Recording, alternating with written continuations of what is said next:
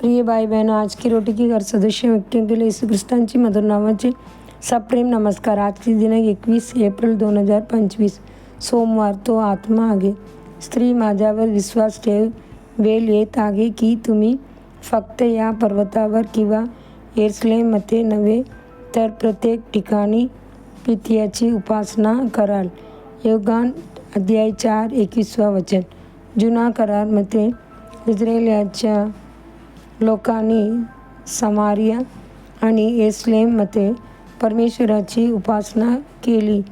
त्यांनी येरुशलेममधील सॉलोमोनाच्या मंदिराला अत्यंत पवित्र मानले आणि तीच घरी उपासनेची जागा मानली। मात्र ख्रिस्ताचे आगमन झाल्यावर सर्व काही बदलले। येशू म्हणाला, वेळ येत आहे की सर्वजण पित्याची उपासना करतील आणि खरे उपासक आत्म्याने व सत्याने पित्याची उपासना करतील। योगान अध्याय 4 21 वचन 23 वचन। हे काय नवीन करार स्पष्टपणे सांगतो की देव मानवी हाताने बांधलेल्या मंदिरामध्ये वास करत नाही। तुम्ही विचारू शकता, मग असे कोणते मंदिर आहे जे हाताने बनवलेले नाही? होय, आहे आपले हृदय। आपण देवाचे मंदिर आहोत आणि त्यांचे अस्तित्व आपल्या आत वास करते। जुन्या करारामध्ये प्रभूची महिमा मंदिरात भरून राहायची आणि त्या पवित्र स्थळावरून येणाऱ्या प्रार्थनाकडे तो लक्ष द्यायचा, पण आता त्याला आपल्यामध्ये, आपल्या हृदयात वास करायचा आहे। जेव्हा येशूने क्रूसवर प्राण दिला तेव्हा जुना करार पूर्ण झाला आणि नवा करार स्थापन झाला।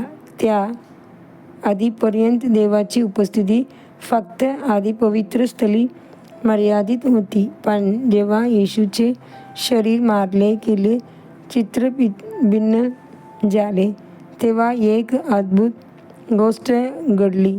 मंदिराचा पडदा वरपासून खाली फाटला। या पडद्याच्या फाटण्याने हे सूचित झाले की देवाची उपस्थिती आता एका ठराविक स्थळी मर्यादित राहिलेली नाही। तो आता आपल्या मध्ये आणि आपल्या आत वास करतो। फक्त एवढेच नाही तर देवाने भौतिक मंदिर नष्ट होऊ दिले। इ.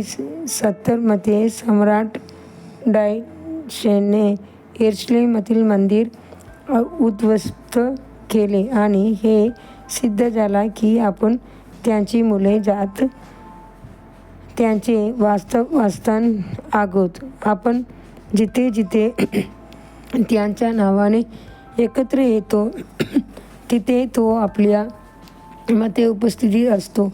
जिथे 2 किंवा 3 जण उपासनेसाठी एकत्र येतात तिथे तो त्यांची स्तुतीला स्वीकारतो आणि त्यांच्यामध्ये कार्य करतो।